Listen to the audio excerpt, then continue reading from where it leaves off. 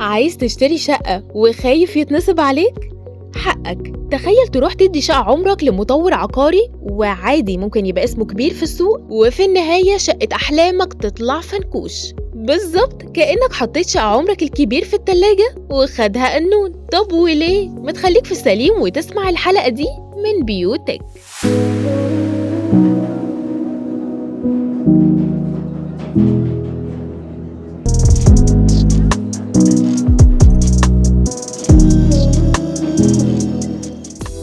ريد فلاجز لازم تاخد بالك منها وانت بتختار المطور العقاري اللي هتأمن له على شقة عمرك. 1. وانت بتختار المطور دور على مشروعاته السابقة وروح شوفها بعينك، واسأل اللي اشتروا قبلك تجربتهم كانت عاملة ازاي، وهل استلموا في موعدهم والشركة التزمت بوعودها. 2. قبل ما تدفع جنيه واحد اقرأ العقد كويس واعرضه على محامي، ولو الشركة قالت لك ادفع جدية الحجز وامضي بعدين اجري.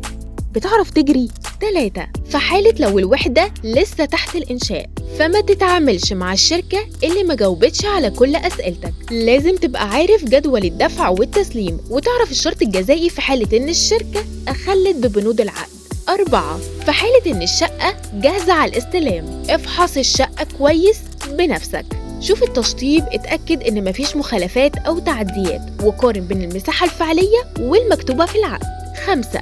اوعى يبهرك أرخص سعر وتقول خدت شقة لقطة وتنسى تتأكد من ال4 نصايح اللي فاتوا. فكر كده، ليه ممكن حد يخسر نفسه ويبيع بنص الثمن إلا لو فيها إن ال5 نصايح اللي فاتوا دول لو هتشتري من مطور عقاري عامل كومباوند. طيب اللي عايز يشتري شقة من واحد صاحب شقة عادي، هنا بقى هنزود نصايح تاني. 1. ما تتعاملش مع سماسرة واشتري من المالك مباشرة وتأكد من عقود الملكية وتسجيلها في الشهر العقاري. 2. حاول تبعد عن المناطق العشوائية، وده عشان ممكن في أي وقت المنطقة تدخل خطة التطوير أو الإزالة. 3. يفضل إن موقع الشقة يكون قريب من المناطق الخدمية اللي حواليها. 4. اتأكد إن صاحب العمارة مش باني على أرض مخالفة أو طالع بأدوار زيادة.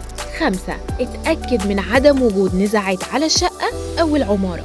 وفي النهاية عايزة أقولك إن البيت مش مجرد حيطان، البيت أمان واستقرار وحماية لفلوسك. وبس كده، لو عندك أي نصايح إضافية ياريت تشاركنا بيها في التعليقات.